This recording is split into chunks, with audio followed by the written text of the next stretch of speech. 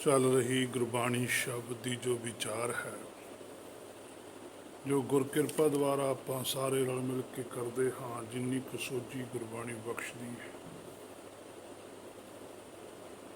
ਅੱਜ ਦਾ ਜੋ ਬਚਨ ਹੈ ਸਾਹਿਬ ਦਾ, ਜਿਸ ਦੀ ਆਪਾਂ ਵਿਚਾਰ ਕਰਾਂਗੇ। ਪਾਤਸ਼ਾਹ ਕਹਿੰਦੇ, ਅੱਖਰੀ ਲਿਖਣਾ ਬੋਲਣ ਬਾਣ, ਅੱਖਰਾਂ ਸਿਰ ਸੰਜੋਗ ਵਖਾਣ। ਅੱਖਰ ਬਸ ਲਿਖਤ ਰੂਪ ਵਿੱਚ ਹਨ ਤੇ ਬੋਲੇ ਤੇ ਬਾਣੀ ਬਣ ਜਾਂਦੇ ਆ। ਸੋ ਅਸੀਂ ਇਹਨਾਂ ਨੂੰ ਹੀ ਸ਼ਬਦ ਗੁਰੂ ਵੀ ਕਹਿਣ ਲੱਗ ਗਏ, ਜੋ ਸ੍ਰੇਸ਼ਟ ਨਹੀਂ। ਫਿਰ ਮਨ ਦੇ ਅੰਦਰ ਸਵਾਲ ਪੈਦਾ ਹੁੰਦਾ ਹੈ ਕਿ ਸ਼ਬਦ ਗੁਰੂ ਕੀ ਹੈ।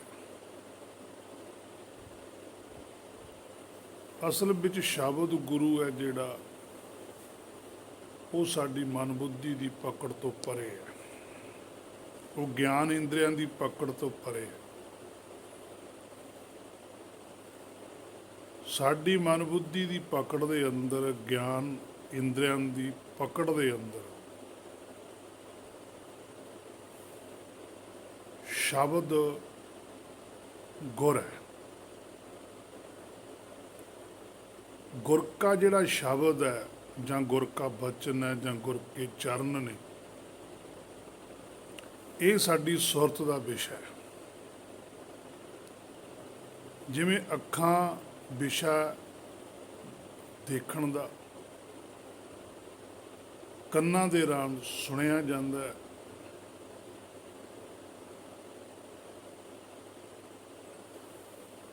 ਸ਼ਬਦ ਹਮੇਸ਼ਾ ਹੀ ਸਾਡੀ ਸੁਰਤ ਦਾ ਵਿਸ਼ਾ ਹੁੰਦਾ ਹੈ। ਅੱਖਾਂ ਨੂੰ ਸ਼ਬਦ ਨਹੀਂ ਦਿਸਦਾ, ਅੱਖਾਂ ਦਾ ਵਿਸ਼ਾ ਹੁੰਦੇ ਨੇ ਅੱਖਰ। ਅੱਖਰ ਸਾਨੂੰ ਦੀਂਦੇ, ਅੱਖਰਾਂ ਦੇ ਅੰਦਰ ਜੋ ਸਾਨੂੰ ਗਿਆਨ ਦਿੱਤਾ ਗਿਆ, ਉਹ ਸਾਡੀ ਸੁਰਤ ਦਾ ਵਿਸ਼ਾ ਹੈ। ਅੱਖਰਾਂ 'ਚ ਸਾਨੂੰ ਗਿਆਨ ਨਹੀਂ ਦਿੰਦਾ, ਉਹ ਸਾਡੀ ਸੁਰਤ ਨੂੰ ਪਤਾ ਲੱਗਦਾ। ਜਿਵੇਂ ਅੱਖਰਾਂ 'ਚ ਅਸੀਂ ਪੜ੍ਹ ਲਿਆ ਪਾਣੀ, ਹੁਣ ਅੱਖਰ ਦੇ ਵਿੱਚ ਪਾਣੀ ਤਾਂ ਹੈ ਨਹੀਂ, ਪਰ ਸਾਡੀ ਸੁਰਤ 'ਚ ਆ ਜਾਣਾ ਵੀ ਪਾਣੀ ਕੀ ਹੁੰਦਾ, ਕਿਹੋ ਜਿਹਾ ਹੁੰਦਾ, ਉਹਦੇ ਨਾਲ ਕੀ ਕੁਛ ਹੁੰਦਾ, ਉਹ ਸਾਡੀ ਸੁਰਤ ਦਾ ਵਿਸ਼ਾ ਹੈ। ਅੱਖਾਂ ਨੇ ਵੇਖਿਆ ਅੱਖਰ। ਜਿਵੇਂ ਪਾਤਸ਼ਾਹ ਕਹਿੰਦੇ ਆ, ਸ਼ਬਦ ਸੁਰਤ ਭਵ ਸਾਗਰ ਤਰੀਏ। ਹੁਣ ਸ਼ਬਦ ਦੇ ਦੁਆਰਾ ਹੀ ਜਿਹੜੀ ਸਾਡੀ ਸੁਰਤ ਹੈ, ਉਹ ਭਵ ਸਾਗਰ ਦੇ ਵਿੱਚੋਂ ਪਾਰ ਜਾਂਦੀ ਹੈ। ਬੋਲਣ ਦੇ ਨਾਲ, ਬੋਲਣ ਵਾਲਾ ਬੋਲ, ਜੇ ਸੁਣਨ ਵਾਲਾ ਸੁਰਤ ਨਾਲ ਸੁਣ ਤਾਂ ਹੀ ਸਮਝ ਆਊਗੀ। ਬੋਲਣ ਵਾਲਾ ਬੋਲੇ ਤੇ ਸੁਣਨ ਵਾਲਾ ਪੂਰੀ ਧਿਆਨ ਨਾਲ ਸੁਰਤ ਨਾਲ ਸੁਣੇ, ਫੇਰ ਹੀ ਉਹਨੂੰ ਪਤਾ ਲੱਗੂ ਵੀ ਕੀ ਕਹਿ ਰਿਹਾ। ਇਸੇ ਤਰ੍ਹਾਂ ਹੀ ਸ਼ਬਦ ਹੈ ਜਿਹੜਾ, ਇਹ ਬੋਲ ਕੇ ਅਸੀਂ ਸੁਣਿਆ ਜਾਂ ਆਪ ਬੋਲੇ, ਫਿਰ ਉਹਨੂੰ ਸਾਡੀ ਸੁਰਤ ਪੂਰੀ ਉਹਦੇ ਵਿੱਚ ਟਿਕੀ ਰਹੇ, ਫਿਰ ਭਵ ਸਾਗਰ ਤੋਂ ਤਰਦੀ ਹੈ। ਭਵ ਸਾਗਰ ਭਾਵ ਕਿ ਉਹ ਭੈ ਮੁਕਤ ਹੋ ਜਾਂਦੀ ਹੈ, ਨਿਰਭਉ ਹੋ ਜਾਂਦੀ ਹੈ, ਨਿਰਵੈਰ ਹੋ ਜਾਂਦੀ ਹੈ। ਜੇ ਖੁਦ ਵੀ ਪੜ੍ਹਦੇ ਹਾਂ ਜਾਂ ਸੁਣਦੇ ਹਾਂ, ਸੁਰਤ ਨਾਲ ਹੀ ਹਾਂ। ਜੇ ਸੁਰਤ ਟਿਕਾਣੇ ਨਾ ਹੋਵੇ ਤਾਂ ਬਾਰ-ਬਾਰ ਪੜ੍ਹਨਾ ਪੈਂਦਾ, ਪੁੱਛਣਾ ਪੈਂਦਾ। ਅਸੀਂ ਕੋਈ ਵੀ ਚੀਜ਼ ਪੜ੍ਹਦੇ ਹਾਂ, ਜਦੋਂ ਸਾਡੀ ਧਿਆਨ ਕਿਸੇ ਹੋਰ ਪਾਸੇ ਜਾਂਦਾ, ਆਪਾਂ ਕਹਿੰਦੇ ਵੀ ਦੁਬਾਰਾ ਦੱਸੀ, ਪਤਾ ਹੀ ਲੱਗੇ, ਦਾ ਮਤਲਬ ਸਾਡਾ ਉੱਥੇ ਧਿਆਨ ਨਹੀਂ ਹੈ। ਸੋ ਇਸੇ ਤਰ੍ਹਾਂ ਹੀ ਅਸਲ ਵਿੱਚ ਅਸੀਂ ਗੁਰਬਾਣੀ ਸੁਰਤ ਜੋੜ ਕੇ ਪੜ੍ਹਦੇ ਸੁਣਦੇ ਨਹੀਂ। ਜੇ ਇਸ ਤਰ੍ਹਾਂ ਕਰਦੇ ਹੁੰਦੇ ਤਾਂ ਹੇ ਮੇਰੇ ਮਨਾ, ਹੁਣ ਨੂੰ ਤਾਂ ਕਦੋਂ ਦੇ ਭਵ ਸਾਗਰ ਤੋਂ ਪਾਰ ਹੁੰਦੇ। ਬੋਲਣ ਤੇ ਬਾਣੀ ਬਣਦੀ ਹੈ, ਚਾਹੇ ਕਿਸੇ ਦੀ ਬੋਲੀ ਸੁਣ ਕੇ, ਚਾਹੇ ਆਪ ਪੜ੍ਹ ਕੇ। ਆਪਣੇ ਅੰਦਰ ਬੋਲ ਕੇ ਆਪ ਪੜ੍ਹਦੇ ਹਾਂ ਤਾਂ ਵੀ ਬੋਲ ਹੁੰਦਾ ਹੈ। ਉਸ ਤੋਂ ਪਹਿਲਾਂ ਅੱਖਰ ਹੀ ਨੇ। ਧਿਆਨ ਤੇ ਸੁਰਤ ਇੱਕ ਹੈ।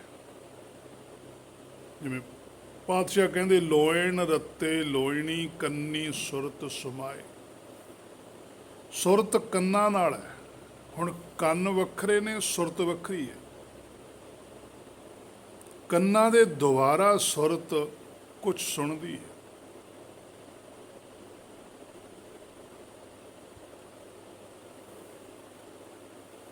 ਸੁਰਤ ਕੰਨਾਂ ਨਾਲ ਹੈ। ਜੇ ਸੁਣਨ ਵਿੱਚ ਸੁਰਤ ਨਹੀਂ ਤਾਂ ਕੁਝ ਸਮਝ ਨਹੀਂ ਪੈਂਦਾ। ਕੰਨਾਂ ਨਾਲ ਸੁਰਤ ਜੁੜੀ ਹੈ ਤਾਂ ਸ਼ਬਦ ਅਤੇ ਸੁਰਤ ਦਾ ਮੇਲ ਹੋਣਾ। ਸੋ ਅੱਜ ਤਾਂ ਸਾਡੀ ਸਿੱਖ ਮੱਤ ਦੇ ਅੰਦਰ ਪ੍ਰਚਾਰ ਹੀ ਹੋਰ ਹੋ ਰਿਹਾ। ਅਸੀਂ ਤਾਂ ਹਰ ਇੱਕ ਨੂੰ ਹੀ ਗੁਰਸਿੱਖ ਕਹੀ ਜਾਂਦੇ ਹਾਂ ਜਾਂ ਗੁਰਮੁਖ ਕਹਿ ਦਿੰਦੇ ਹਾਂ, ਤੇ ਸਾਡਾ ਰੌਲਾ ਵੀ ਬਹੁਤ ਹੈ। ਪਰ ਅਸਲੀ ਹੈ ਜਿਹੜਾ ਸ਼ਬਦ, ਉਹ ਕੋਈ ਸੁਣਦਾ ਹੀ ਨਹੀਂ। ਟਾਈਮ ਪਾਸ ਜ਼ਰੂਰ ਹੋ ਜਾਂਦਾ ਹੈ। ਫਿਰ ਕਈ ਤਰ੍ਹਾਂ ਦਾ ਐਸਾ ਪ੍ਰਚਾਰ ਕਰ ਦਿੱਤਾ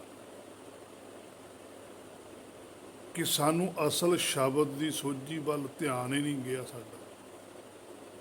ਕਿ ਗੁਰਦੁਆਰੇ ਉਹ ਜਾਂਦੇ ਨੇ ਜਿਨ੍ਹਾਂ ਦੇ ਬਹੁਤ ਵੱਡੇ ਭਾਗ ਹੁੰਦੇ। ਗੁਰੂ ਗ੍ਰੰਥ ਸਾਹਿਬ ਦੀ ਹਜ਼ੂਰੀ ਵਿੱਚ ਉਹ ਜਾ ਸਕਦਾ ਜਿਹਦੀ ਬਹੁਤ ਪਿਛਲੀ ਕਮਾਈ ਹੋਵੇ, ਚੰਗੇ ਭਾਗਾਂ ਵਾਲਾ ਹੋਵੇ ਉਹ ਜਾ ਸਕਦਾ, ਮਾੜੇ ਭਾਗਾਂ ਵਾਲਾ ਗੁਰੂ ਕੋਲ ਜਾ ਹੀ ਨਹੀਂ ਸਕਦਾ। ਸਾਧ ਸੰਗਤ ਜੀ, ਤੁਹਾਡੀ ਬਹੁਤ ਕਮਾਈ ਹੈ ਜਿਹੜੇ ਤੁਸੀਂ ਗੁਰੂ ਗ੍ਰੰਥ ਸਾਹਿਬ ਦੀ ਹਜ਼ੂਰੀ 'ਚ ਬੈਠੇ ਹੋ। ਬੜੇ ਉੱਚੇ ਭਾਗ ਹੈ ਤੁਹਾਡੇ, ਬੜੀਆਂ ਬਰਕਤਾਂ ਨੇ ਤੁਹਾਡੇ ਅੰਦਰ, ਤੁਸੀਂ ਬੜਾ ਨਾਮ ਜਪਦੇ ਹੋ। ਜਦੋਂ ਐਸਾ ਪ੍ਰਚਾਰ ਕੀਤਾ ਜਾਂਦਾ, ਜਿਹੜੇ ਸੁਣਨ ਵਾਲੇ ਆ ਉਹਨਾਂ ਦੇ ਅੰਦਰ ਭਰਮ ਹੋਣਾ ਜ਼ਰੂਰੀ ਹੈ ਕਿ ਸਾਡੇ ਭਾਗ ਉੱਚੇ, ਸਾਡੀ ਪਿਛਲੀ ਕਮਾਈ ਹੈ, ਅਸੀਂ ਨਾਮ ਜਪਦੇ ਆ। ਜਦੋਂ ਗੁਰੂ ਨੂੰ ਪੁੱਛਿਆ ਜਾਂਦਾ ਤੇ ਗੁਰੂ ਇਹ ਤੋਂ ਉਲਟ ਗੱਲ ਕਹਿੰਦਾ।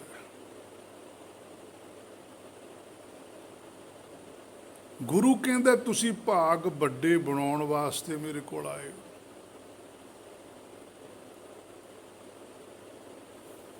ਗੁਰੂ ਦੁਆਰਾ ਹੋਏ ਸੋਝੀ ਪਾਈ ਸੀ।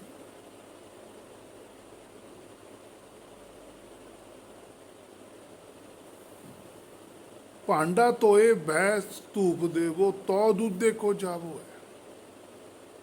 ਪਹਿਲਾਂ ਭਾਂਡਾ ਧੋਣਾ ਹੈ, ਫੇਰ ਹੀ ਵਸਤੂ ਪਊਗੀ ਉਹਦੇ ਵਿੱਚ। ਪਰ ਭਾਂਡਾ ਆਤਮਲੀਨ ਹੈ। ਇਹ ਨਹੀਂ ਕੋਈ ਕਹਿ ਰਿਹਾ ਕਿ ਤੁਹਾਡਾ ਜਿਹੜਾ ਮਨ ਹੈ ਭਾਈ ਉਹ ਮੈਲਾ ਹੈ। ਤੁਸੀਂ ਆਪਣੇ ਮਨ ਨੂੰ, ਭਾਂਡੇ ਨੂੰ, ਮੈਲੇ ਨੂੰ ਸਾਫ਼ ਕਰਨ ਵਾਸਤੇ ਗੁਰੂ ਦੀ ਸ਼ਰਨ ਵਿੱਚ ਆਏ। ਗੁਰੂ ਤੁਹਾਡੇ ਉੱਪਰ ਬਖਸ਼ਿਸ਼ ਕਰੂਗਾ, ਤੁਹਾਨੂੰ ਉਹ ਪਾਣੀ ਦਊਗਾ, ਉਹ ਜਲ ਦਊਗਾ ਜਿਹਦੇ ਨਾਲ ਤੁਹਾਡਾ ਮਨ ਰੂਪੀ ਭਾਂਡਾ ਸਾਫ਼ ਹੋਣਾ। ਤੁਸੀਂ ਆਪਣੇ ਮਨ ਨੂੰ ਸਾਫ਼ ਕਰਕੇ ਇੱਥੋਂ ਜਾਣਾ, ਤੇ ਜਿੰਨਾ ਚਿਰ ਸੰਸਾਰ 'ਚ ਵਿਚਰਨਾ ਇਸ ਭਾਂਡੇ ਨੂੰ ਸਾਫ਼ ਰੱਖਣਾ, ਇਹਨੂੰ ਮੈਲ ਨਹੀਂ ਲੱਗਣ ਦੇਣੀ। ਇਹ ਤਾਂ ਕਿਸੇ ਨੂੰ ਆਖੇ ਹੀ ਨਹੀਂ ਜਾਂਦਾ।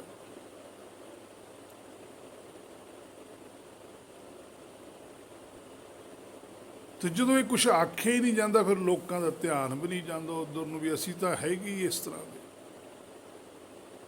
ਜਦੋਂ ਹਰ ਇੱਕ ਨੂੰ ਹੀ ਗੁਰਮੁਖ ਬਣਾ ਦਿੱਤਾ, ਉਹ ਤਾਂ ਫਿਰ ਆਪਣੇ ਆਪ ਹੀ ਗੁਰਮੁਖ ਹੀ ਬਣ ਗਿਆ। ਹੁਣ ਤਾਂ ਫਿਰ ਲੋੜ ਹੀ ਨਹੀਂ।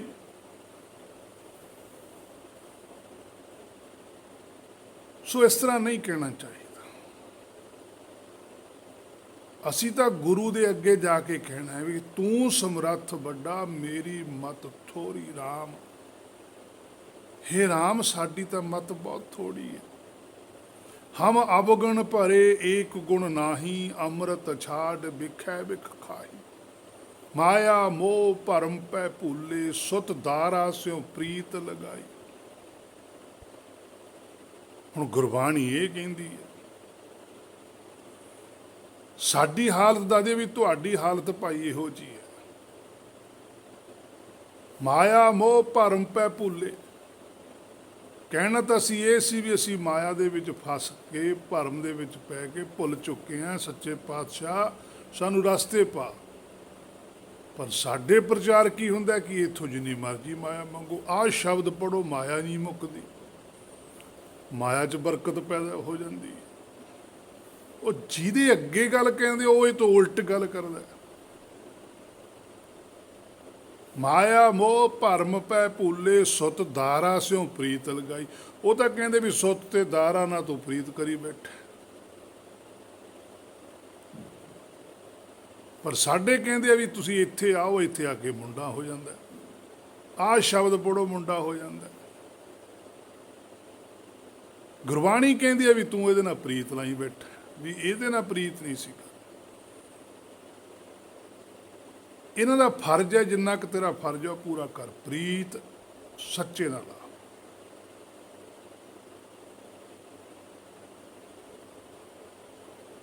ਪ੍ਰੀਤ ਇੱਕ ਨਾਲ ਹੀ ਕਰਨੀ, ਪਰ ਇੱਕ ਨਾਲ ਤਾਂ ਪ੍ਰੀਤ ਤਾਂ ਹੀ ਹੋਊ ਜੇ ਇੱਕ ਬਾਰੇ ਪਤਾ ਹੋ। ਸੋ ਹੇ ਮੇਰੇ ਮਨਾ, ਦੇਖ ਗੁਰਬਾਣੀ ਤੈਨੂੰ ਕੀ ਕਹਿੰਦੀ ਹੈ, ਤੂੰ ਕਰ ਕੀ ਰਿਹਾ।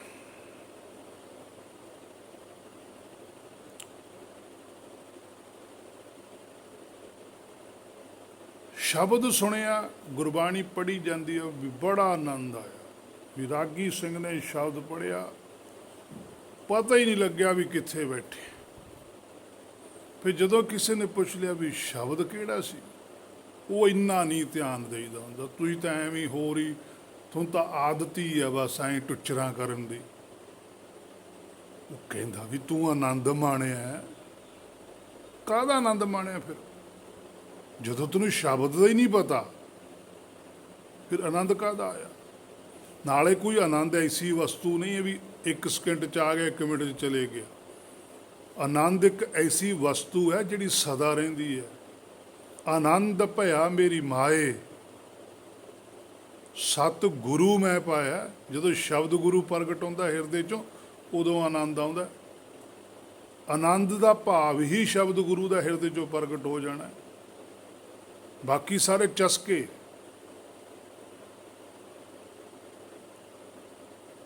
ਰਾਗਨਾਦ ਹੈ ਬਾਕੀ ਦਾ ਸਾਰਾ ਕੁਛ। ਗੁਰਬਾਣੀ ਦਾ ਕਹਿੰਦੀ ਰਾਗਨਾਦ ਹੈ ਬਾਹਰ, ਕਹਿੰਦੇ ਇਹ ਤਾਂ ਬਹੁਤ ਦੂਰ ਦੀ ਗੱਲ ਹੈ।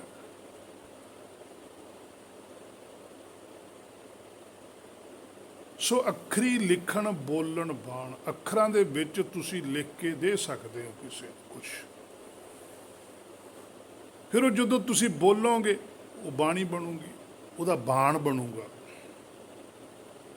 ਜਿਹੋ ਜਿਹਾ ਵੀ ਤੁਸੀਂ ਕਿਸੇ ਨੂੰ ਬੋਲੋਗੇ ਉਹੋ ਜਿਹੀ ਉਹ 'ਤੇ ਇਫੈਕਟ ਕਰੂਗਾ। ਤੁਸੀਂ ਕਿਸੇ ਨੂੰ ਚੰਗੇ ਸ਼ਬਦ ਬੋਲੋ ਉਸ ਤਰ੍ਹਾਂ ਦਾ ਕਰਦਾ, ਕਿਸੇ ਨੂੰ ਗਲਤ ਸ਼ਬਦ ਵਰਤੋ ਉਹ ਜਿਹਾ ਇਫੈਕਟ ਕਰਦਾ। ਸ਼ਬਦ ਕਰਾਮਾਤ ਵਰਤਾਉਂਦਾ।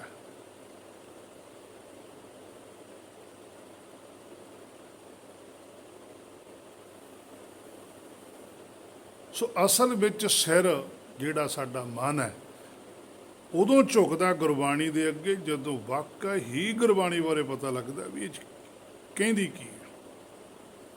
ਜਿਵੇਂ ਹੁਣ ਅਸੀਂ ਸਿਰ ਝੁਕਾਉਂਦੇ ਹਾਂ ਗੁਰਬਾਣੀ ਦੇ ਅੱਗੇ, ਹੁਣ ਅਸੀਂ ਝੁਕਾਉਂਦੇ ਹਾਂ ਸੰਸਾਰੀ ਰੀਤ ਮੁਤਾਬਕ। ਜੋ ਸਾਡੀ ਸੰਸਾਰ 'ਚ ਰੀਤ ਚੱਲਦੀ ਹੈ ਵੀ ਸਿੱਖਾਂ ਦੇ ਗੁਰੂ ਨੇ, ਚਲੋ ਮੱਥਾ ਟੇਕਿਆ, ਮੱਥਾ ਟੇਕਿਆ, ਕੋਈ ਲੰਮਾ ਪੈ ਕੇ ਟੇਕ ਦਿੰਦਾ, ਕੋਈ ਦੂਜੇ ਲੋਟ ਟੇਕ ਦਿੰਦਾ, ਚਲੋ ਜੀ ਬਸ। ਪਰ ਅਸਲ ਸਿਰ ਉਦੋਂ ਝੁਕਦਾ, ਜਿਹੜਾ ਅਸਲੀ ਸਿਰ ਹੈ ਉਹ ਹੈ ਸਾਡਾ ਮਨ।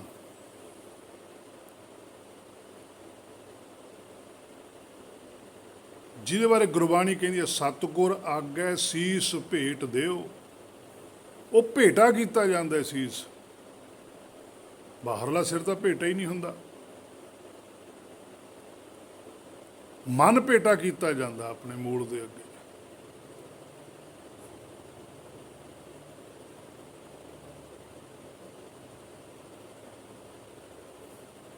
ਜਦੋਂ ਉਹ ਭੇਟਾ ਹੁੰਦਾ, ਉਹ ਉਦੋਂ ਹੁੰਦਾ ਜਦੋਂ ਅਸਲੀਅਤ ਦਾ ਪਤਾ ਲੱਗਦਾ ਕਿ ਗੁਰਬਾਣੀ ਕੀ ਕਹਿਣਾ ਚਾਹੁੰਦੀ ਹੈ, ਕਿ ਐਸਾ ਗਿਆਨ ਹੈ ਗੁਰਬਾਣੀ ਦਾ, ਇਹੋ ਜਿਹਾ ਕੁਛ ਅੱਖਰਾਂ 'ਚ ਲਿਖਿਆ ਹੋਇਆ। ਹੁਣ ਤੱਕ ਤਾਂ ਪਤਾ ਹੀ ਸੀ, ਫਿਰ ਪਤਾ ਲੱਗਿਆ ਵੀ ਇਨ ਅੱਖਰਾਂ ਮੈਂ ਕੋਈ ਗੁਰਮੁਖ ਖੋਜੈ। ਫਿਰ ਗੁਰਮੁਖ ਬਣਦਾ ਉਹ, ਫਿਰ ਉਹਦੀ ਸੁਰਤ ਗਿਆਨ ਦੀ ਪਕੜ ਵਿੱਚ ਆਉਣ ਲੱਗਦੀ ਹੈ। ਇਹਨਾਂ ਅੱਖਰਾਂ ਦੇ ਵਿੱਚੋਂ ਫਿਰ ਉਹ ਕੁਝ ਲੱਭਦਾ। ਤਾਂ ਸਿਰ ਲੇਖ ਨਾ ਹੋਈ, ਫਿਰ ਉਹਦਾ ਜਿਹੜਾ ਸਿਰ ਹੈ, ਮਨ ਹੈ, ਉਹ ਲੇਖੇ ਚੋਂ ਬਾਹਰ ਹੋ ਜਾਂਦਾ। ਲੇਖਾ ਛੋੜ ਅਲੇਖੈ ਛੂਟੈ, ਹਮ ਨਿਰਗੁਣ ਲਿਹੋ ਉਵਾਰੀ। ਹੇ ਮੇਰੇ ਮਨ, ਇਹ ਹੈ ਅਸਲੀ ਮੱਥਾ ਟੇਕਣਾ। ਨਮਸਕਾਰ ਦਾ ਭਾਵ ਹੁੰਦਾ ਇੱਕ ਦੂਜੇ ਨਾਲ ਸਦਾ ਲਈ ਜੁੜ ਜਾਣਾ।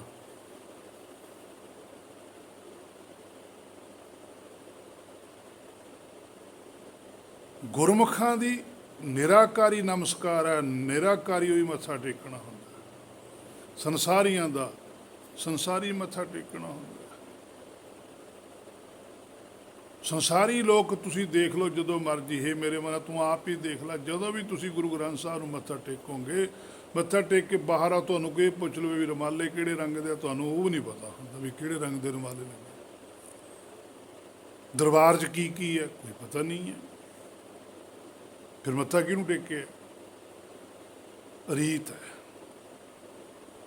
ਅਸਲੀਅਤ ਨਹੀਂ ਹੈ।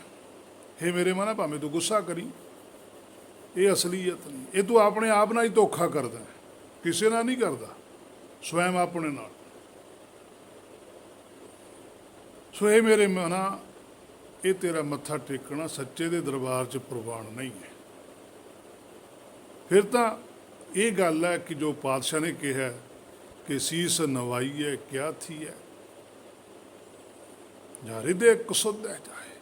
ਕਹਿੰਦੇ ਫਿਰ ਇਹ ਸਿਰ ਨਵਾਉਣ ਦਾ ਤਾਂ ਕੋਈ ਫਾਇਦਾ ਨਹੀਂ।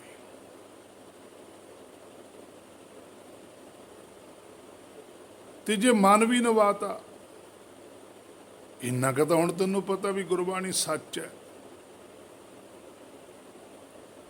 ਤਾਂ ਇਹ ਵੀ ਕੋਈ ਫਾਇਦਾ ਨਹੀਂ। ਜੇ ਤੂੰ ਇਹੀ ਗੱਲ ਕਹੀ ਚੱਲੇ ਵੀ ਗੁਰਬਾਣੀ ਸੱਚ ਹੈ, ਜੀ ਗੁਰਬਾਣੀ ਤੋਂ ਉੱਪਰ ਕੁਛ ਨਹੀਂ ਹੈਗਾ, ਬਸ ਜੋ ਕੁਛ ਹੈ ਗੁਰਬਾਣੀ ਹੋਈ ਹੈ, ਤਾਂ ਵੀ ਖੇੜਾ ਨਹੀਂ ਛੁੱਟਣਾ। ਇੰਨੀ ਗੱਲ ਕਹਿ ਕੇ ਵੀ ਨਹੀਂ ਖੇੜਾ ਛੁੱਟਦਾ ਕਿ ਜੀ ਇਹ ਤਾਂ ਨਿਰੰਕਾਰ ਦਾ ਸਰੂਪ ਹੈ, ਗੁਰੂਆਂ ਦੇ ਗੁਰੂ ਨੇ, ਇਹਨਾਂ ਤੋਂ ਵੱਡਾ ਕੋਈ ਨਹੀਂ। ਹੇ ਮੇਰੇ ਮਨ, ਇਹਨਾਂ ਗੱਲਾਂ ਕਰਕੇ ਖੇੜਾ ਨਹੀਂ ਛੁੱਟਣਾ। ਕਿਉਂ ਨਹੀਂ ਛੁੱਟਣਾ? ਕਹਿੰਦੇ ਜਾ ਹਿਰਦੇ ਕੁਸੁੱਧੇ ਜਾ ਹੈ। ਜਿੰਨਾ ਚਿਰ ਹਿਰਦੇ ਦੇ ਵਿੱਚ ਸ਼ੁੱਧ ਨਹੀਂ ਨਾ ਹੁੰਦੀ, ਜਿੰਨਾ ਚਿਰ ਹਿਰਦੇ 'ਚ ਪਤਾ ਨਹੀਂ ਲੱਗਦਾ ਵੀ ਅਸਲ ਵਿੱਚ ਕਿਵੇਂ ਵੱਡਾ ਹੈ, ਕਿਵੇਂ ਗੁਰੂ ਹੈ। ਜੇ ਹਿਰਦੇ ਵਿੱਚ ਹੀ ਸੁੱਧ ਨਹੀਂ, ਫਿਰ ਕੋਈ ਫਾਇਦਾ ਨਹੀਂ। ਹਿਰਦੇ ਦਾ ਕੁਸੁੱਧ ਹੈ। ਇਹ ਗੱਲ ਕਹਿੰਦਾ ਕਿ ਗੁਰਬਾਣੀ ਸਭ ਤੋਂ ਵੱਡੀ ਹੈ, ਗੁਰਬਾਣੀ 'ਚ ਜੋ ਕੁਛ ਲਿਖਿਆ ਸੱਚ ਲਿਖਿਆ। ਪਰ ਹੇ ਮੇਰੇ ਮਨ ਦਾ, ਮੰਨਦਾ ਤਾਂ ਤੂੰ ਹੈ ਨਹੀਂ। ਫਿਰ ਇਹਦਾ ਮਤਲਬ ਤੇਰਾ ਜਿਹੜਾ ਹਿਰਦਾ ਹੈ ਉਹ ਕੁਸੁੱਧ ਹੈ, ਉਹ ਤੇ ਕੁਗਿਆਨ ਹੈ, ਸੁਗਿਆਨ ਨਹੀਂ ਹੈ। ਕਲਪਨਾ ਦਾ ਗਿਆਨ ਹੈ, ਮਾਇਆ ਦਾ ਗਿਆਨ ਹੈ। ਦੂਜੇ ਪਾਸੇ ਪਾਤਸ਼ਾਹ ਕਹਿੰਦੇ ਅਪਰਾਧੀ ਦੂਣਾ ਨਿਵੈ ਜੋ ਹੰਤਾ ਮਿਰਗਾ ਹੈ। ਕਹਿੰਦੇ ਜਿਹੜਾ ਅਪਰਾਧੀ ਪੁਰਸ਼ ਹੁੰਦਾ ਉਹ ਤਾਂ ਦੂਣਾ ਨਿਭਦਾ, ਲੰਮਾ ਪੈਂਦਾ। ਜੋ ਹੰਤਾ ਮਿਰਗਾ ਹੈ, ਕਹਿੰਦੇ ਜਿਵੇਂ ਸ਼ਿਕਾਰੀ ਨੇ ਜਿਹੜੇ ਹੁੰਦੇ, ਉਹ ਹਿਰਨ ਨੂੰ ਮਾਰਨ ਵਾਸਤੇ ਲੰਮੇ ਪੈ ਜਾਂਦੇ, ਸਾਹ ਵੀ ਰੋਕੀ ਰੱਖਦੇ ਆ, ਸਾਹ ਦੀ ਆਵਾਜ਼ ਵੀ ਨਹੀਂ ਕੱਢਦੇ, ਪਰ ਅੰਦਰ ਕੀ ਹੁੰਦਾ? ਵੀ ਵਾਰ ਕਰਨਾ। ਹੇ ਮੇਰੇ ਮਨ, ਤੂੰ ਵੀ ਕੁਛ ਇਹੋ ਜਿਹਾ ਕਰ ਲੈਣਾ ਕਈ ਵਾਰੀ ਗੁਰਬਾਣੀ ਨਾਲ, ਬੜਾ ਆਪਣੇ ਆਪ ਨੂੰ ਰੋਕ ਕੇ ਬੈਠਾ ਰਹਿਣਾ। ਗੁਰਬਾਣੀ ਪੜ੍ਹਦਾ ਵੀ ਪਰੇ ਹੋ ਜਾਓ, ਮੈਨੂੰ ਕੋਈ ਰੌਲਾ ਨਾ ਪਾਇਓ, ਮੈਂ ਧਿਆਨ ਲਾਉਣਾ, ਮੈਂ ਆਹ ਕਰਨਾ, ਉਹ ਕਰਨਾ। ਅੰਦਰ ਬੜ ਕੇ ਕਰਦਾ ਸਭ ਕੁਛ। ਜਦੋਂ ਸਾਰਾ ਕੁਛ ਕਰ ਕਰਾ ਕੇ ਫਿਰ ਜਦੋਂ ਪਾਤਸ਼ਾਹ ਦੇ ਅੱਗੇ ਪੇਸ਼ ਹੋ ਕੇ ਕਹਿੰਦਾ, ਫਿਰ ਕਹਿੰਦਾ ਵੀ ਆਹ ਦੇ ਦਿਓ, ਆਹ ਦੇ ਦਿਓ।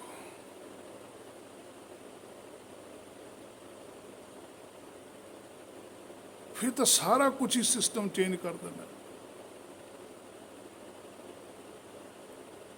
ਫਿਰ ਤੂੰ ਉਹਨੂੰ ਆਪਣੇ ਤੋਂ ਵੱਖਰਾ ਸਮਝਣ ਲੱਗ ਜਾਂਦਾ। ਜਿਹੜਾ ਗੁਰਮੁਖ ਆ ਉਹ ਆਪਣੇ ਆਪ ਨੂੰ ਹੀ ਸਾਰਾ ਕੁਛ ਮੰਨਦਾ ਹੈ।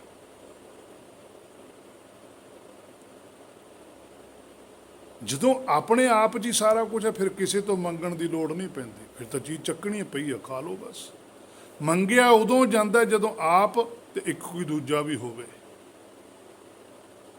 ਜਦੋਂ ਦੂਜਾ ਕੋਈ ਹੈ ਹੀ ਨਹੀਂ ਤੇ ਫਿਰ ਮੰਗਣਾ ਕੀ ਹੈ? ਬਹੁਤ ਔਖੀ ਖੇਡ ਆ ਵੈਸੇ।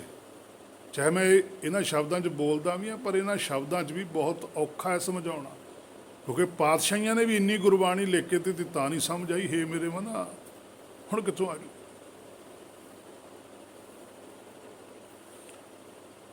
ਸੋ ਅੱਖਰੀ ਲਿਖਣ ਬੋਲਣ ਬਾਣ, ਅੱਖਰਾਂ ਦੇ ਵਿੱਚ ਲਿਖ ਕੇ ਪਾਤਸ਼ਾਹ ਨੇ ਦਿੱਤਾ, ਤੋ ਅਸੀਂ ਉਹਨੂੰ ਸਮਝਣਾ।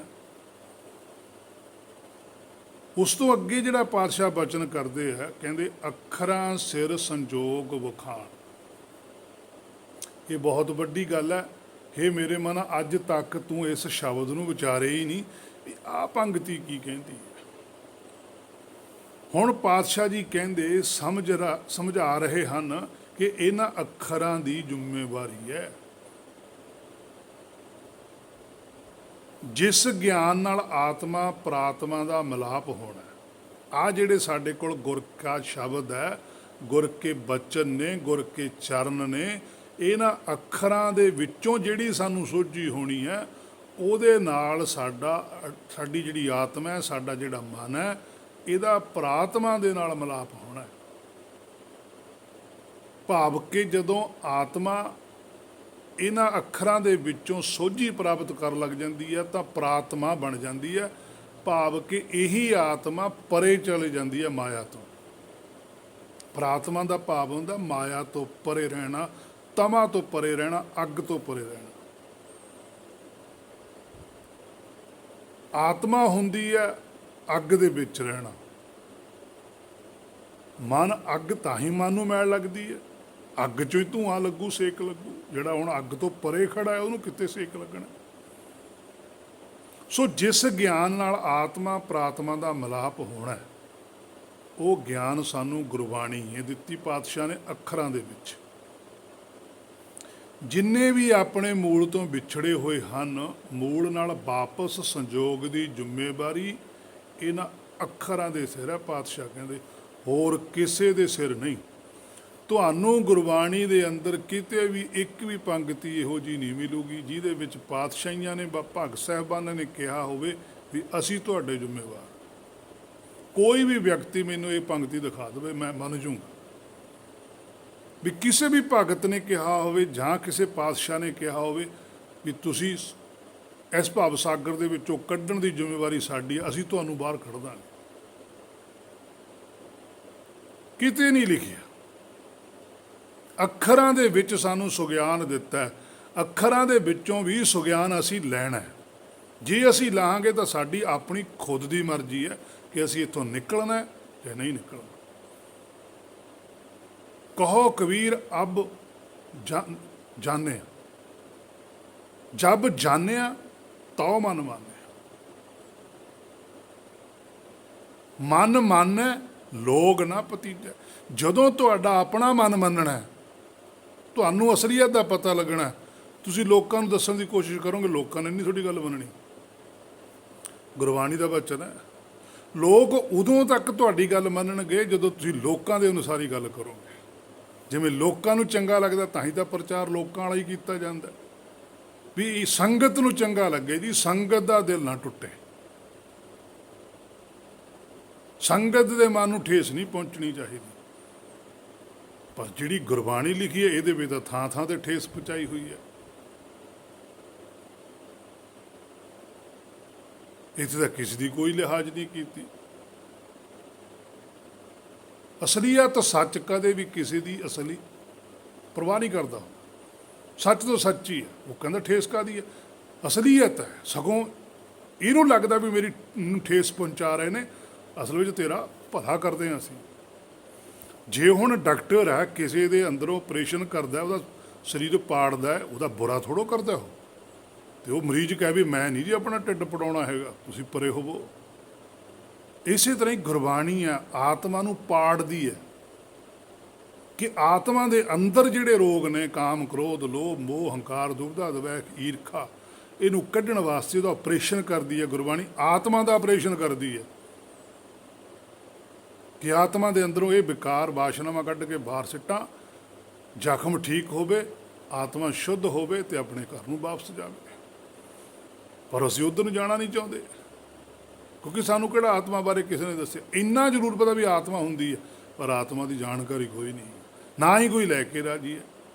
ਜਿਹੜੇ ਅੱਖਰਾਂ ਚੋਂ ਗੁਰਬਾਣੀ ਚੋਂ ਆਤਮਾ ਦੀ ਸੋਝੀ ਆਉਣੀ ਸੀ ਉਹ ਲੈਣ ਦੀ ਬਜਾਏ ਅਸੀਂ ਸਰੀਰ ਦੀ ਸੋਝੀ ਲੈਣ ਲੱਗ ਗਏ। ਫਿਰ ਅੱਜ ਤੱਕ ਮਿਲੀ ਤਾਂ ਕਿਸੇ ਨੂੰ ਹੈ ਨਹੀਂ। ਤਾਂ ਪਾਤਸ਼ਾਹ ਨੇ ਲਿਖਿਆ ਸੀ ਵੀ ਇਹ ਜਿਹੜੀ ਜ਼ਿੰਮੇਵਾਰੀ ਹੈ ਇਹ ਸਾਡੀ ਨਹੀਂ ਹੈ। ਅਸੀਂ ਤੁਹਾਡੇ ਕੋਲ ਅੱਖਰ ਦੇਤੇ, ਜਿਵੇਂ ਸਾਡਾ ਸੰਜੋਗ ਹੋਇਆ ਸੀ ਆਤਮਾ ਤੇ ਪ੍ਰਾਤਮਾ ਦਾ, ਅਸੀਂ ਉਹ ਤੁਹਾਨੂੰ ਫਾਰਮੂਲਾ ਦੱਸਤਾ ਵੀ ਭਾਈ ਸਾਡੀ ਆਤਮਾ ਤੇ ਪ੍ਰਾਤਮਾ ਦਾ ਆਏ ਮੇਲ ਹੋਇਆ, ਜੇ ਤੁਸੀਂ ਕਰਨਾ ਹੈ ਤਾਂ ਤੁਸੀਂ ਆਹ ਤੁਹਾਨੂੰ ਦੱਸਤਾ, ਤੁਸੀਂ ਇਹਦੇ ਮੁਤਾਬਕ ਤੁਸੀਂ ਕਰ ਲਿਓ।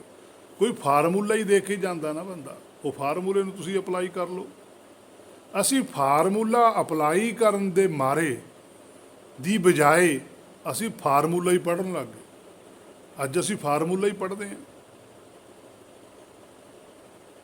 ਕੋਈ ਮੈਨੂੰ ਦੱਸੇ ਵੀ ਖੰਡ ਖੰਡ ਕਹਿਣ ਦੇ ਨਾਲ ਮਿੱਠਾ ਹੋ ਜਾਂਦਾ ਮੂੰਹ, ਕੋਈ ਦੱਸੇ ਕਿ ਅੱਗ ਅੱਗ ਕਹਿਣ ਦੇ ਨਾਲ ਠੰਡ ਦੂਰ ਹੋ ਜਾਂਦੀ ਹੈ। ਜਦੋਂ ਇਹ ਕੁਝ ਨਹੀਂ ਇਸ ਤਰ੍ਹਾਂ ਹੁੰਦਾ ਫਿਰ ਆਹ ਕਿਵੇਂ ਹੋ ਜੂ? ਪਰ ਇਹਦੇ ਲਈ ਅਸੀਂ ਕਹਿੰਦੇ ਜੀ ਐਂ ਹੋ ਜਾਂਦਾ।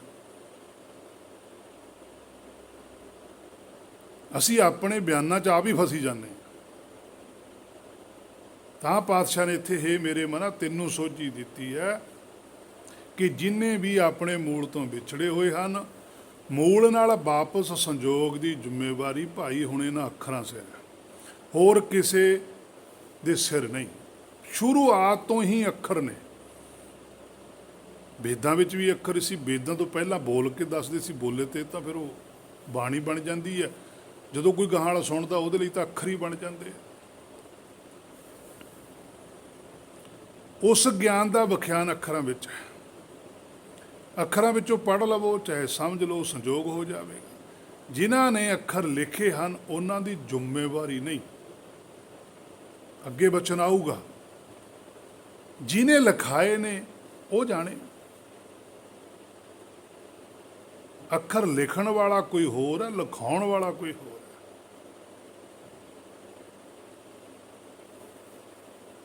ਜਾਂ ਜਿਹੜਾ ਅੱਖਰਾਂ ਵਿੱਚੋਂ ਸਮਝ ਕੇ ਆਪਣਾ ਸੰਜੋਗ ਕਰ ਲਵੇਗਾ, ਜਾਂ ਫਿਰ ਉਹ ਜਾਣੇ ਭਾਈ।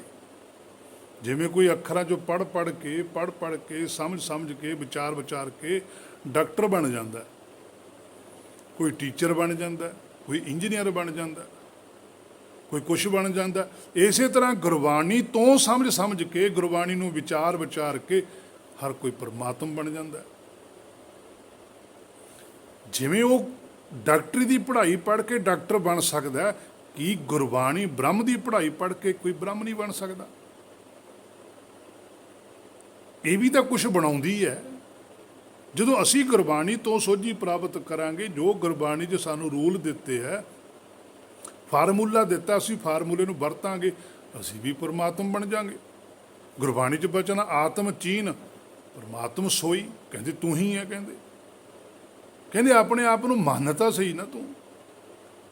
ਜੇ ਹੁਣ ਇਕੱਲਾ ਡਾਕਟਰੀ ਦੀ ਪੜ੍ਹਾਈ ਪੜ੍ਹੀ ਚੱਲੇ ਸਮਝੇ ਕੁਛ ਨਾ ਡਾਕਟਰੀ ਬਾਰੇ, ਫਿਰ ਉਹ ਡਾਕਟਰ ਕਿੱਥੋਂ ਬਣ ਜੂਗਾ? ਕੁਛ ਉਹਨੇ ਪੜ੍ਹਿਆ ਹੋਇਆ, ਅੱਖਰ ਉਹਦੇ ਰਟਾਏ ਚੇਤੇ ਨੇ, ਉਹਦੇ ਮੁਤਾਬਕ ਕਿਤੇ ਉਹ ਫਿਰ ਕੁਛ ਦਵਾਈ ਦੇ ਦੂ, ਕਿਤੇ ਕੁਛ ਦੇ ਦੂ, ਕਿਉਂਕਿ ਉਹਨੂੰ ਪੂਰਾ ਨਹੀਂ ਪਤਾ। ਜਿਵੇਂ ਅੱਜ ਸਾਡੇ ਧਰਮ ਦੇ ਪ੍ਰਚਾਰਕ ਕਰੀ ਜਾ ਰਹੇ, ਉਹ ਕਦੇ ਕਿਤੇ ਗੁਰਬਾਣੀ ਦੇ ਸ਼ਬਦ ਦਾ ਕੋਈ ਅਰਥ ਕਰ ਦਿੰਦੇ, ਕਦੇ ਕੋਈ ਕਰ ਦਿੰਦੇ ਆ। ਫਿਰ ਕਹਿੰਦੀ ਇਹ ਤਾਂ ਆਪੋ ਆਪਣੀ ਅਵਸਥਾ ਦੇ ਮੁਤਾਬਕ ਅਰਥ ਹੁੰਦੇ। ਐਂ ਕਿਵੇਂ ਅਰਥ ਹੋ ਜਾਣਗੇ? ਅਰਥ ਇੱਕੋ ਹੀ ਹੋ ਸਕਦਾ। ਵਿਚਾਰ ਵੱਖੋ ਵੱਖਰੇ ਐਂਗਲ ਤੋਂ ਹੁੰਦੀ ਹੈ, ਪ੍ਰਮਾਣ ਵੱਖੋ ਵੱਖਰੇ ਦਿੱਤੇ ਜਾ ਸਕਦੇ, ਅਰਥ ਇੱਕ ਹੀ ਰਹੂਗਾ। ਪਾਣੀ ਸ਼ਬਦ ਹੈ, ਪਾਣੀ ਵਸਤੂ ਹੈ, ਇੱਕੋ ਹੀ ਹੈ ਪਾਣੀ। ਚਾਹੇ ਉਹਨੂੰ ਜਲ ਕਹਿ ਦਿਓ, ਚਾਹੇ ਨੀਰ ਕਹਿ ਦਿਓ, ਚਾਹੇ ਵਾਟਰ ਕਹਿ ਦਿਓ, ਕੀ ਬਦਲ ਗਿਆ?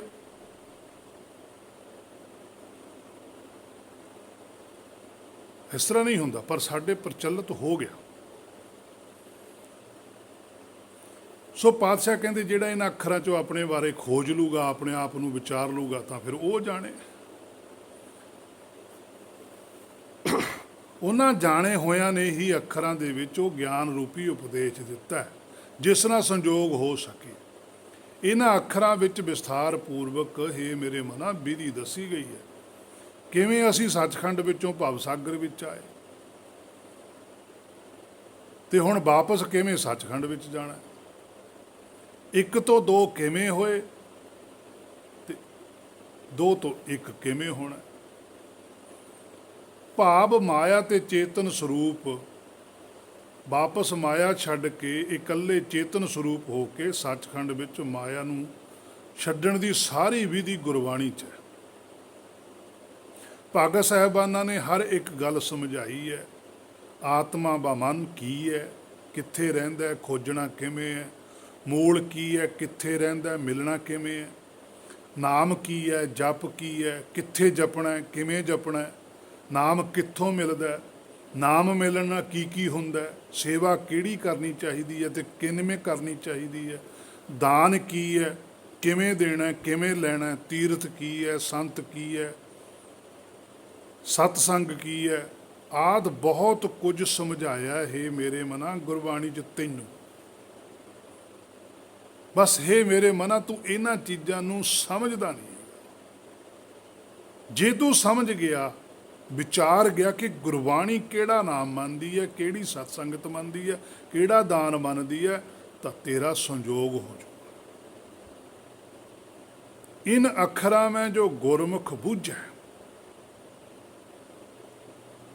ਇਹ ਜੋ ਬੁੱਝਣਾ ਪਊ, ਕੁਛ ਖੋਜਣਾ ਪਊਗਾ, ਤਾਂ ਸਿਰ ਲੇਖ ਨਾ ਹੋਈ, ਫਿਰ ਮਾਇਆ ਤੋਂ ਪਰੇ। ਇਹਨਾਂ ਅੱਖਰਾਂ ਵਿੱਚ ਪਾਤਸ਼ਾਹ ਨੇ ਬੁਝਾਰਤ ਰੂਪ ਵਿੱਚ ਵਿਧੀ ਦੱਸੀ ਹੋਈ ਹੈ ਬੁਝਾਰਤ, ਬਸ ਉਸੇ ਨੂੰ ਸਮਝਣਾ ਹੀ ਹੈ। ਜਿਵੇਂ ਪਾਤਸ਼ਾਹ ਕਹਿੰਦੇ ਸਮਝ ਬੂਝ ਜਬ ਕਰਤ ਵਿਚਾਰਾ, ਕਹਿੰਦੇ ਪਹਿਲਾਂ ਸਮਝ, ਜਿਵੇਂ ਜਿਵੇਂ ਗੁਰਬਾਣੀ ਤੋਂ ਸੋਝੀ ਪ੍ਰਾਪਤ ਕਰੇਗਾ ਤੈਨੂੰ ਬੁਝਾਰਤ ਬੁਝਦਾ ਚਲੇ ਜਾਵੇਗਾ। ਫਿਰ ਉਹਦੀ ਵਿਚਾਰ ਤੇਰੇ ਅੰਦਰ ਚੱਲਦੀ ਰਹੂਗੀ ਵੀ ਗੁਰੂ ਸਾਹਿਬ ਨੇ ਕਿਹਾ ਆਹ ਕੰਮ ਨਹੀਂ ਕਰਨਾ ਤਾਂ ਨਹੀਂ ਕਰਨਾ। ਭਵ ਜਲ ਤਰਤ, ਫਿਰ ਤੇਰੇ ਅੰਦਰ ਭੈ ਵੀ ਨਹੀਂ। ਜਦੋਂ ਕੋਈ ਗਲਤ ਕੰਮ ਕਰਨਾ ਹੀ ਨਹੀਂ, ਫਿਰ ਡਰਨਾ ਕਾਹਦੇ ਵਾਸਤੇ? ਸੋ ਡਰੈ ਜੇ ਪਾਪ ਕਮਾਮ ਦਾ ਧਰਮੀ ਵਿਕਸੇਤ।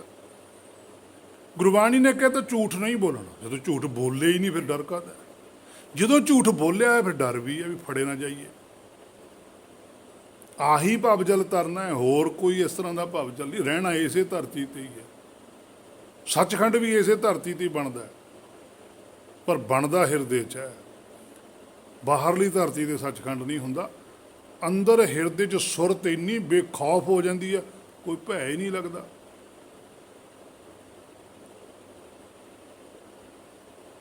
ਉਹ ਬੇਵਾਕ ਹੋ ਕੇ ਬੋਲਦੇ ਆ ਗੁਰਮੁਖ। ਸੋ ਹੇ ਮੇਰੇ ਮਨਾ, ਪਾਤਸ਼ਾਹ ਕਹਿੰਦੇ ਅੱਖਰਾਂ ਸਿਰ ਸੰਜੋਗ ਵਖਾਂ, ਕਿ ਭਾਈ ਇਹਨਾਂ ਅੱਖਰਾਂ ਦੇ ਵਿੱਚ ਅਸੀਂ ਤੁਹਾਨੂੰ ਜਿਹੜਾ ਤੁਹਾਡਾ ਸੰਜੋਗ ਹੋਣਾ ਆਤਮਾ ਤੇ ਪ੍ਰਾਤਮਾ ਦਾ, ਉਹਦੀ ਵਿਆਖਿਆ ਕਰਕੇ ਅਸੀਂ ਤੁਹਾਨੂੰ ਦੱਸੀ ਹੋਈ ਹੈ। ਇਸ ਵਿਆਖਿਆ ਨੂੰ ਬੜੇ ਧਿਆਨ ਦੇ ਨਾਲ ਵਿਚਾਰੋ, ਸਮਝੋ ਤੇ ਮੰਨੋ, ਫਿਰ ਵੇਖਿਓ ਕਿਵੇਂ ਤੁਹਾਡਾ ਸੰਜੋਗ ਹੋ ਜਾਵੇ। ਸੋ ਅੱਜ ਦੀ ਵਿਚਾਰ ਇੱਥੋਂ ਤੱਕ ਸੀ ਜੋ ਗੁਰ ਕਿਰਪਾ ਦੁਆਰਾ ਕੀਤੀ ਗਈ ਹੈ। ਅਗਲੀ ਵਿਚਾਰ ਜੇ ਗੁਰ ਨੇ ਚਾਹਿਆ ਫਿਰ ਕੀਤੀ ਜਾਵੇਗੀ। ਹੋਈਆਂ ਬੇਅੰਤ ਭੁੱਲਾਂ ਦੀ ਖਿਮਾ। ਵਾਹਿਗੁਰੂ ਜੀ ਕਾ ਖਾਲਸਾ, ਵਾਹਿਗੁਰੂ ਜੀ ਕੀ ਫਤਿਹ।